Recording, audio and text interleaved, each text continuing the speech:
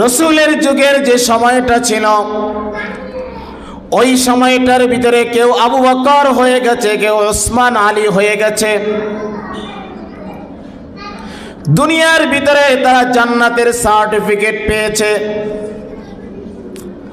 আবার রসুলের যুগের ভিতরে আবু জাহেল, উতবা, সাহেবাও ছিল কিনা বলেন দেখি? নবীর যুগের সময়টাকে তারা মূল্যায়ন করে নাই।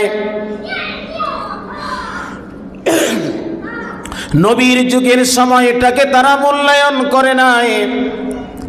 এই জন্য আবু জাহেল, উতবা, সাহেবা হয়ে গেছে। তারা দুনিয়াতে বসে জাহান্নামের সংবাদ তারা পেয়ে গেছে। আর নবীকে মূল্যায়ন যারা করেছে, নবীকে যারা শ্রদ্ধা, সম্মান, ইজ্জত যারা করেছে, নবীকে যারা ইতাআত করেছে, নবীর আনিত দ্বীন ইসলামকে যারা গ্রহণ করেছে, আল্লাহ প্রদত্ত নবীর কাছে যেই সংবিধান আল্লাহ নাজিল করেছেন, এই কোরআন যারা অনুসরণ করেছে, আল্লাহ তাআলা তাদেরকে জান্নাত দিয়েছেন। জান্নাতের সুসংবাদ আল্লাহ দুনিয়াতে দিয়েছেন। আল্লাহ রসুল বলেন, ইন্না উম্মতি ইয়াদখুলুনাল জান্নাতা ইল্লা মান আবা। قيل من أبى يا رسول الله ومن أطاعني فقد ومن أطاعني دخل الجنة ومن عصاني فقد أبى। আল্লাহ রসুল বলেন, আমার সমস্ত উম্মত জান্নাতে যাবে। ইন্না উম্মতি ইয়াদখুলুনাল জান্নাতা ইল্লা মান আবা।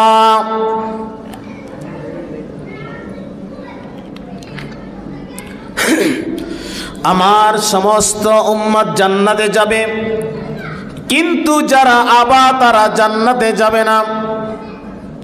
সাহাবায়ে কেরাম বলেন, ইয়া রাসূলুল্লাহ, কারা আবা, কারা জান্নাতে যাবে না?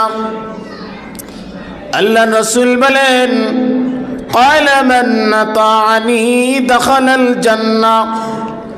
যারা আমি রসুলকে ইতাআত করেছে, আমি রসুলের যুগের সময়টাকে যারা মূল্যায়ন করেছে, আমি রসুলের আনিত দ্বীন যারা ইতাআত করেছে, দাখালাল জান্নাহ, তারা জান্নাতে যাবে। তারা কোথায় যাবে? ওয়া মান আসানি ফাকাদ আবা। আমি রসুলকে যারা অমান্য করেছে, রসুলের আনিত দ্বীনকে যারা অমান্য করেছে, তারা জাহান্নামে যাবে।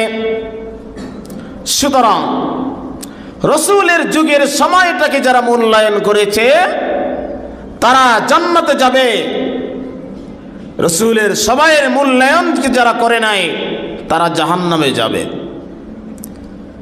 ঠিক তদ্রূপভাবে আজ 16ই ডিসেম্বর 2024, আর মাত্র 14 দিন পর 2024 নামক বছরটি আমাদের কাছ থেকে বিদায় নিবে কিনা বলেন দেখি? 2024 আমাদের কাছ থেকে বিদায় নিবে। জীবনে কি কখনো ভেবেছেন, লক্ষ কোটি টাকাও যদি আপনি খরচ করেন, 2024 এই বছরটা আপনার জীবনে কি কখনো আসবে? কথা বলেন না কেন? আসবে নাকি? আসবে না।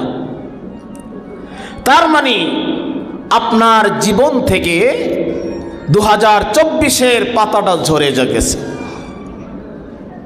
আর কখনো 2024 আসবে না। আল ওয়াক্ত লা ইয়ানতাজিরু লি আহাদিন, সময় কারো জন্য অপেক্ষা করে না। সুতরাং আজ 16ই ডিসেম্বর মদিনাতুল উলুম মাদ্রাসার তাফসীর মাহফিল, মাইকের আওয়াজ আপনার কানে যাচ্ছে, মাইকের আওয়াজ আপনার কানে যাচ্ছে, কিন্তু আপনি সময়টাকে মূল্যায়ন করলেন না। আপনি চার দোকানে বসে বসে সময়টা পার করে ফেললেন। আপনি বিভিন্ন জায়গায় গান বাজনার অনুষ্ঠানে সময়টাকে ব্যয় করলেন। আল্লাহর নামের কসম করে বলি, আল্লাহর নামের কসম করে বলি, আল্লাহর নামের কসম করে বলি, কাল কিয়ামতের ময়দানে, কাল কিয়ামতের ময়দানে আল্লাহর আদালতে এই সময়টা সম্পর্কে আপনাকে জিজ্ঞাসা করা হবে।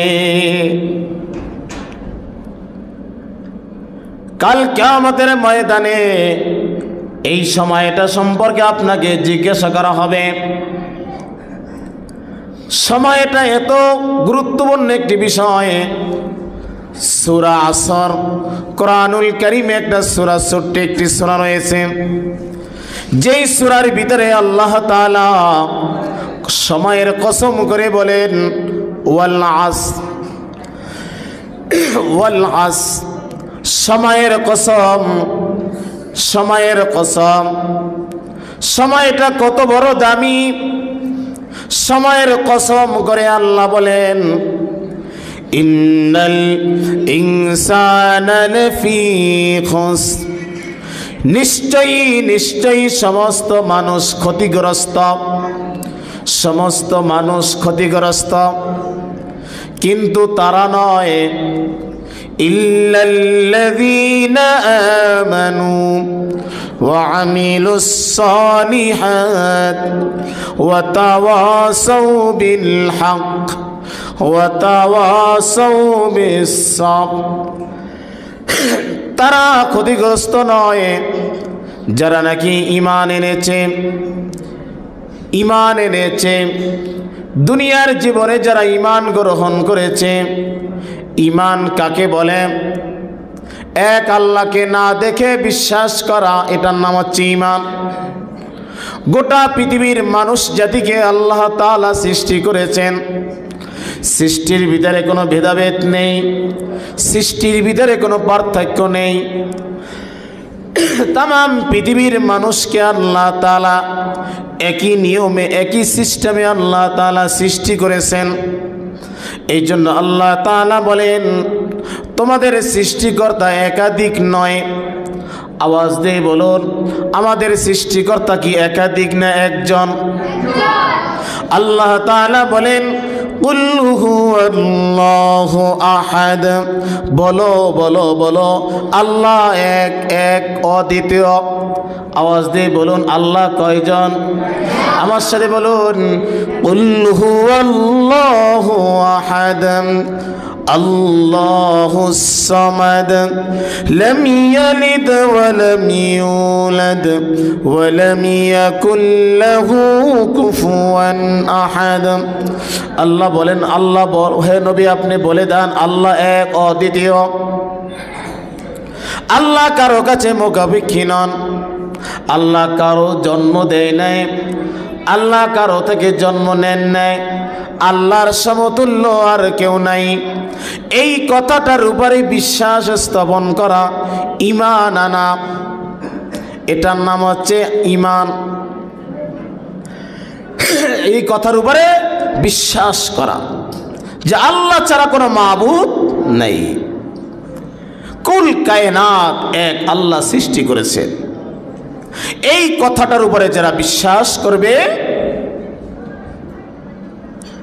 আল্লাহ রসুল বলেন মান ক্বালা লা ইলাহা ইল্লাল্লাহ, যে জীবনে একবার হলেও বলবে লা ইলাহা ইল্লাল্লাহ, আল্লাহ ছাড়া কোনো মাবুদ নাই, আল্লাহ ছাড়া কোনো মাবুদ নাই, মুহাম্মদ সাল্লাল্লাহু আলাইহি সাল্লাম আল্লাহ তাআলার রাসূল।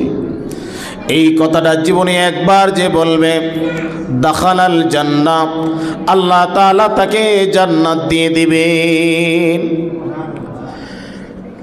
সুতরাং সূরা আসরের ভিতরে আল্লাহ তাআলা বলেন সমস্ত মানুষ ক্ষতিগ্রস্ত, কিন্তু তারা নয় যারা নাকি ঈমান এনেছে আল্লাহর প্রতি। ওয়া আমিলুস সালিহাত, ভালো কাজ যারা করে। এখন ভালো কাজ কাকে বলে এটাই আমরা চিনি না। নিজেকে অনেক বড় নামাজি দাবি করি, নিজেকে অনেক বড় মুসলমান দাবি করি, কিন্তু ভালো কাজ কোনটা আমরা জানি না। বলেন আজকে এই সময়টার ভিতরে এই মাইকের আওয়াজ যতদূর পর্যন্ত যাচ্ছে, এই সময়ের ভিতরে কত মানুষ দুনিয়াবি কাজের ভিতরে লিপ্ত আছে, চায়ের দোকানে বসে বসে আড্ডা দিচ্ছে। তারা কি জানে না এটা ভালো কাজ? কথা বলেন না কেন, জানে কি না? জানে। এরপরেও সময়টা দিচ্ছে না তারা। শয়তান তাদেরকে ধোঁকা দিয়ে ফাহেসা অনর্থক কাজের ভিতরে লিপ্ত রেখেছে। আল্লাহ তাআলা বলে তারা ক্ষতিগ্রস্ত নয় যারা নাকি ঈমান আনার পরে ভালো কাজ করে। 3 নম্বরে ওয়াতাওয়াসাউ বিল হক, যারা সত্যের উপর থাকে, সত্যকে যারা প্রতিষ্ঠিত করে, সত্য কথা বলে, সত্যের উপর প্রতিষ্ঠিত থাকে, আল্লাহ তাআলা বলে এরা কখনো ক্ষতিগ্রস্ত নয়। নিজেরা সত্য কথা বলে, মানুষকে সত্যের উপদেশ দেয়, এই মানুষগুলো কখনোই ক্ষতিগ্রস্ত নয়। 4 নম্বরে ওয়াতাওয়াসাউ বিস সাবর, মুসিবতের ভিতরে যারা ধৈর্য ধারণ করে, অধৈর্য হয়ে যায় না। আমাদের সামান্য মুসিবত হলেই আমরা অধৈর্য হয়ে যাই, কিন্তু অধৈর্য হওয়া যাবে না, ধৈর্য ধারণ করতে হবে। এই জন্য প্রিয় বন্ধুরা আমার, ভালো কাজের ভিতরে দুনিয়ার ভিতরে সবচেয়ে ভালো কাজ হচ্ছে 5 ওয়াক্ত নামাজ। ঈমান আনার পরে ভালো কাজ কোনটি বলেন? আর একটু আওয়াজ দিয়ে বলুন। ঈমান আনার পরে সবচেয়ে ভালো কাজ কোনটি? অথচ আমাদের দেশে অসংখ্য মুসলমান আছে ঈমান এনেছে কিন্তু নামাজ পড়ে না। কথা ঠিক কিনা বলেন দেখি? ঈমান আনছে, নামাজ পড়ে না। ঈমান আনছে, কোরআন পড়ে না, কোরআনের বিরোধিতা করে। যে নাকি কোরআনের বিরোধিতা করে সে কখনো মুসলমান হতে পারে না। কোরআনওয়ালাদের বিরোধিতা যারা করে তারা কখনো মুসলমান হতে পারে না। কেন? কোরআন এই পৃথিবীতে যতদিন থাকবে, সত্য মিথ্যা এর পার্থক্য করার সঠিক জ্ঞান পৃথিবীতে ততদিন থাকবে। কোরআন পৃথিবী থাকবে না, আইয়ামে জাহিলিয়াতের যুগে পরিণত হয়ে যাবে। আইয়ামে জাহিলিয়াতের যুগে পরিণত হয়ে যাবে। যেমন নাকি রাসূল সাল্লাল্লাহু আলাইহি সাল্লাম দুনিয়াতে আসার আগে কোরআন কি ছিল? কথা বলেন না কেন? কোরআন কি ছিল? কোরআন ছিল না। যেই জমানায় কোরআন ছিল না, সেই সমাজে মানুষের কোনো মূল্য ছিল না। সামান্য ছোটখাটো জিনিস নিয়ে মারামারি, রক্তপাত তারা করত। যুগের পর যুগ তারা যুদ্ধ করত সাধারণ জিনিস নিয়ে। জীবন্ত কন্যা সন্তানকে তারা মাটির নিচে পুঁতে রাখত। কারণ সে সমাজে শিক্ষিত মানুষ ছিল, সেই সমাজে শিক্ষিত মানুষ ছিল, কিন্তু কোরআন ছিল না, কোরআনের এলেম ছিল না। কোরআনের এলেম ছিল না, এই জন্য সে সমাজটাকে বলে আইয়ামে জাহিলিয়া, অন্ধকারের যুগ বলা হয়। আমাদের সমাজেও বহু মানুষ আছে কোরআনের আলোকে নিভিয়ে দিতে চায়, কোরআনকে বন্ধ করে দিতে চায়। বহু মানুষ আছে নিজেকে ইমানদার মোমেন বলে দাবি করে, কিন্তু কোরআনী মাদ্রাসাগুলো তারা ভালো চোখে দেখে না, কোরআনী মাদ্রাসাগুলো বন্ধ করে দেওয়ার জন্য তারা চেষ্টা করে কিনা বলেন দেখি। অথচ আমরা প্রচেষ্টা করি, আমরা এই চেষ্টা ফিকির নিয়ে মাদ্রাসাগুলো এভাবে কায়েম করার চেষ্টা করি যাতে করে প্রত্যেকটা ঘরের সন্তানগুলো কোরআন পড়নেওয়ালা হয়ে যায়, প্রত্যেকটি ঘরের সন্তানগুলো কোরআনের খাদেম হয়ে যায়। কারণ যেই সমাজে কোরআন থাকবে সেই সমাজে সত্য এবং মিথ্যা এই দুইটা জিনিস বোঝার মতন ক্ষমতা আল্লাহ দিবেন। একজন হাফেজে কোরআন তার মর্তবা কত? আল্লাহ রসুল সাল্লাল্লাহু আলাইহি ওয়াসাল্লাম বলেন, মান ক্বারাআল কুরআন ফাস্তাযহারাহু ফাহাল্লা হালালাহু ওয়া হাররামা হারামাহু আদখালাহুল্লাহুল জান্নাহ ওয়া শাফাআহু বিআশরাতিন মিন আহলি বাইতিহি কুল্লুহুম ক্বাদ ওয়াজাবাত লাহুমুন নার। একজন হাফেজে কোরআনকে আমরা মূল্য দিতে চাই না, আমাদের সন্তানগুলোকে কোরআন পড়াতে চাই না, কোরআন পড়াতে চাই না। চিন্তা করি কোরআন পড়লে খাবে কি, কোরআন পড়লে খাবে কি, সে খাওয়ার চিন্তা করি। আমি বলি ভাই কোরআন পড়লে কি খাবে এই জন্য চিন্তা করে কোরআন পড়াচ্ছেন না। আমি বলি ভাই দুনিয়াতে আপনি কতদিন খাবেন বলেন দেখি একটু, দুনিয়ার জীবনে আপনি কতদিন খাবেন, কি পরিমাণ খাবেন, খেতে পারবেন সেই বিশ্বাস আছে নাই? কিন্তু শয়তান আমাদেরকে বলে কোরআন পড়ালে কি খাবে এ খাওয়ার চিন্তা করে। এটা একটা শিরকি কথা। এটা কি কথা? শিরকি কথা। কোরআন মানুষ খাওয়ার জন্য পড়ে না, কোরআন মানুষ পড়ে অন্ধকার রাত্রে আলো